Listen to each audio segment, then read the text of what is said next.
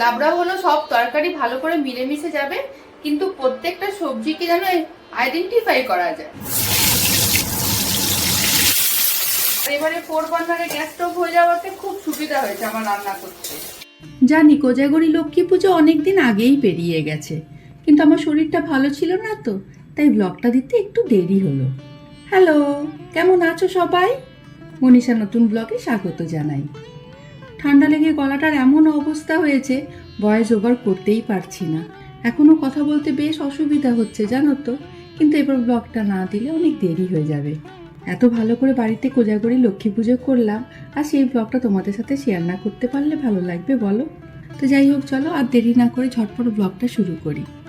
সকালে তাড়াতাড়ি করে ঘর পরিষ্কার করে স্নান সেরে সদর দরজায় দেওয়ার জন্য ফুল আর আম পাতা দিয়ে একটা সুন্দর তোরণ বানিয়ে তারপর দোরগোড়া একটু আলপনা দিয়ে চলে এলাম রান্নাঘরে। রান্নাঘর সকালে ধুয়ে মুছে পরিষ্কার করে নিয়েছি। প্রথমে নারকেল নাড়ু আর মুরগিটা বানিয়ে নেব, তারপর ভোগের রান্না চাপাবো। আজ অনেক সকালে ঘুম থেকে উঠে পুজোর জোগাড় শুরু করে দিয়েছি জানো তো। নারকেল কুড়িয়ে আনাজপাতি সব ধুয়ে ঠাকুরের বাসনপত্র সব ধুয়ে মুছে পরিষ্কার করে নিয়েছি। এদিকে নারকেল কোড়ার সাথে গুড় মিশে মিষ্টি গন্ধ পুরো ঘরে ছড়িয়ে পড়াতে মনে হলো মা লক্ষ্মীর আরাধনার প্রথম পর্ব শুরু হলো।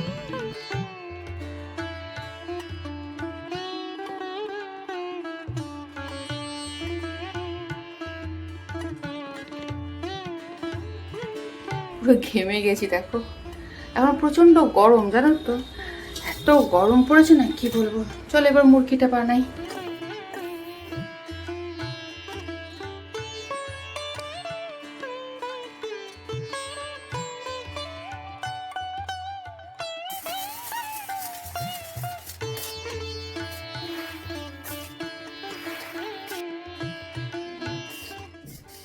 ভালো মতো কোট হয়ে গেছে গুড়টা দেখো। এবার আমাদের মুরগিও হয়ে গেছে, এরপর ধীরে ধীরে রান্নাগুলো করবো। নারকেল নাড়ু মুরগি করে ভোগে সবজিগুলো কেটে আর রান্নার যেসব মশলাগুলো আজকে লাগবে সমস্ত মশলাপাতি হাতের কাছে গুছিয়ে নিয়েছি। এবার ভোগ রান্না শুরু করব। আর আজকে আমি একটু কম কথা বলারই চেষ্টা করছি, বেশি কথা বললেই যেন তো আবার গলাটা বসে যাচ্ছে। আশা করি তোমাদের বুঝতে অসুবিধা হচ্ছে না। আলু, পটল, বেগুন, কুমড়ো আর বরবটি এই দিয়ে করব 5 রকমের ভাজা। আর এখানে কেটে রেখেছি লাবড়ার তরকারির সবজি, ফুলকপি, কুমড়ো, বেগুন, মূলো, বরবটি, আলু। প্রথমে ভাজাগুলো করে নেব, তারপর তরকারিটা চাপাবো, দিয়ে লাস্টে লুচিগুলো ভাজবো।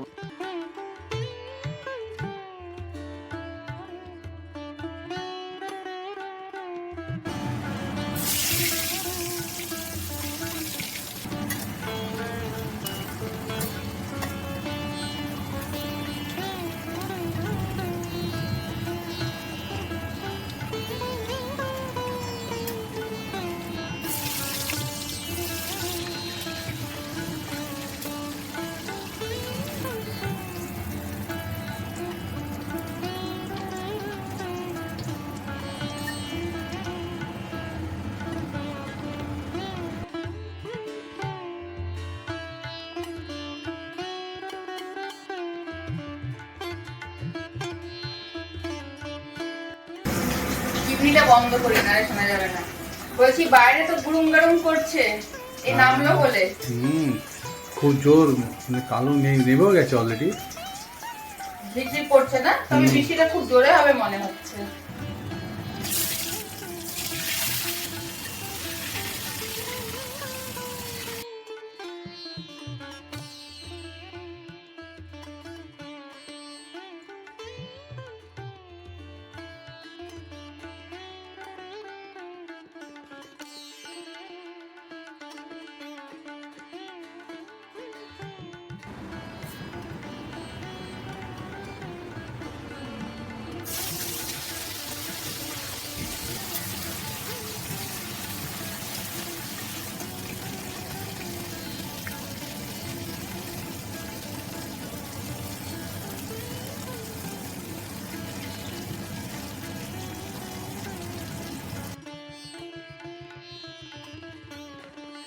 পাঁচ রকমের ভাজা হয়ে গেছে, এরপর লাবড়াটা বসাবো।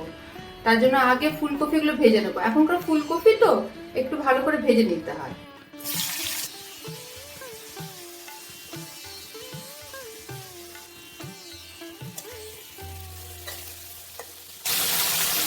অল্প একটু নুন দিয়ে দিচ্ছি, তাহলে কপিগুলো তাড়াতাড়ি নরম হয়ে যাবে।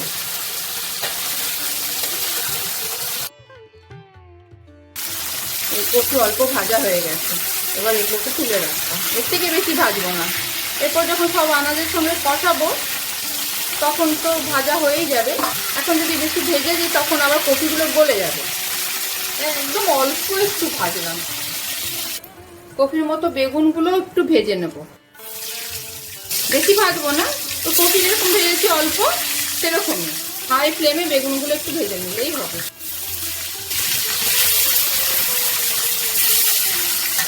তরকারিতে একদম শেষে বেগুনটা অ্যাড করবো। কি হবে, বেগুনগুলো গলবে না, আবার সেদ্ধও হয়ে যাবে। ছট্টে ছট্টে পায়ে চলতে চলতে হায় পৌঁছে যাব। প্রায় আমার রান্না শেষের দিকে, লাবড়াটা হয়ে গেলেই রান্না হয়ে যাবে। ব্যাস, আর পুজোর জোগাড়টা করে পুজো করতে বসে যাব। তবে জানো তো, এই 4 বার্নার গ্যাস স্টোভটা হয়ে আমার খুব সুবিধা হয়েছে। একদিকে ভাজা হচ্ছে, আরেকদিকে তরকারি বসিয়ে দিচ্ছি। গতবার যখন লক্ষ্মী পুজো করেছিলাম তখন আমার 2 বার্নারের গ্যাস স্টোভ ছিল, আর এবারে 4 বার্নারের গ্যাস স্টোভ হয়ে যাওয়াতে রান্নাগুলো ঝটপট হয়ে যাচ্ছে। ব্যাস, বেগুনটা আর ভাজবো না, এর থেকে বেশি ভাজলে নরম হয়ে যাবে। এবার তুলে রাখবো তেল থেকে। লাবড়া হলো সব তরকারি ভালো করে মিলেমিশে যাবে, কিন্তু প্রত্যেকটা সবজি কি যেন আইডেন্টিফাই করা যায়, মানে একটা সবজি যেন চেনা যায় যে এটা বেগুন, এটা বরবটি, এটা ফুলকপি, মানে সব গলে ঘ্যাঁট যেন না হয়ে যায়, তাহলে লাবড়া খেতে একদম ভালো হয় না। তো যাই হোক, এবার তেলে 5 ফোড়ন, তেজপাতা ফোড়নে দিয়ে তারপরে আলু, মূলো, কুমড়ো, বরবটি এক এক করে ভেজে মশলা দিয়ে কষিয়ে যে লাবড়া রান্না করা হয় সেরকম করেই রান্না করে নেব।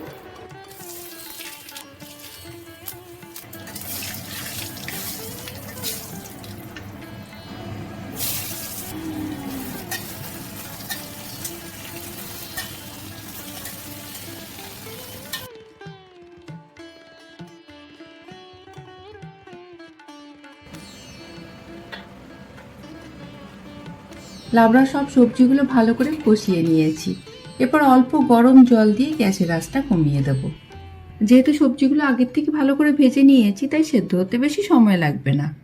আর নামানোর আগে ড্রাই রোস্ট করা 5 ফোড়নের গুঁড়ো ছড়িয়ে দেবো। এদিকে 5 রকমের ভাজা, লাবড়া সব রেডি হয়ে গেছে। এরপর লুচিগুলো গরম গরম ভেজে নেব, তাহলেই হয়ে যাবে।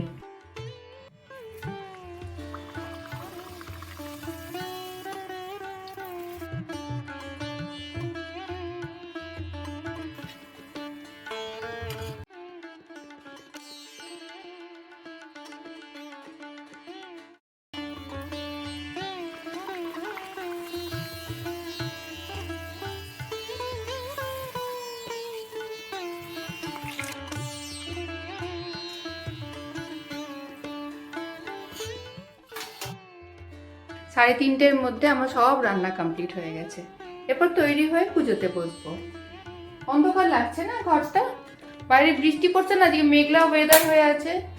এখন ঠিক আছে, না ঘরটা অন্ধকার লাগছে।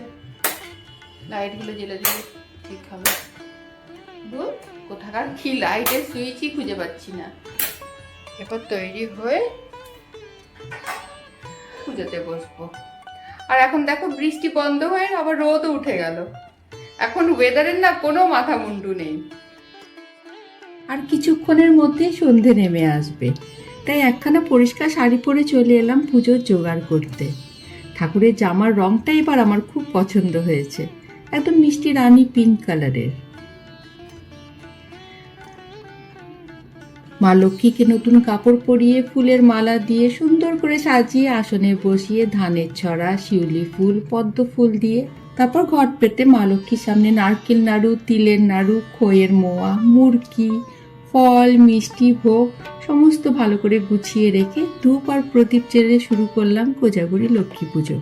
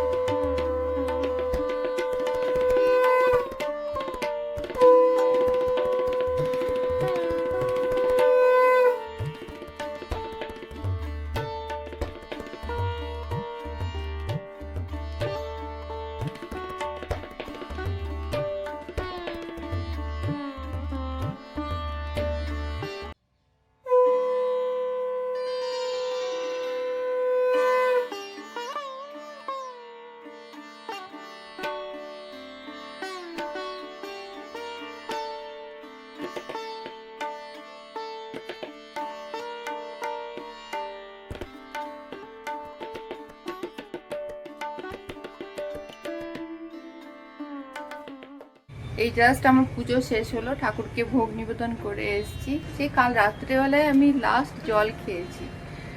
রাত্রেবেলায় তখন হবে কটা, 9টা 9:30, এখন বাজে 7:30। এখনো পর্যন্ত আমি একটুও জল খাইনি। তো এবার একটু প্রসাদ মুখে দিয়ে তারপর জল খাবো। গলাটা একদম শুকিয়ে গেছে আর মুখটাও শুকিয়ে যাচ্ছে। জলে উপোস করলে জল তেষ্টা পায়, এটাই যা, এর থেকে বেশি আর কিছু হয় না। খিদে তো আমার পায় না। আর আজকে আকাশের চাঁদটা দেখেছো, একদম অরেঞ্জ কালারের, কোজাগরী পূর্ণিমার চাঁদ। ক্যামেরায় তো কালারটা তো হয়তো বোঝা যাচ্ছে না, কিন্তু চাঁদের রংটা এখন একদম অরেঞ্জ কালারের, মানে বড় সাইজের একটা কমলা লেবু। চলো আজ তাহলে ব্লগটা এখানেই শেষ করি। দেখা হবে খুব তাড়াতাড়ি নতুন ব্লগে। ততদিনে আমিও একটু সুস্থ হয়ে যাব, আর তোমরাও খুব ভালো থেকো, আনন্দে থেকো।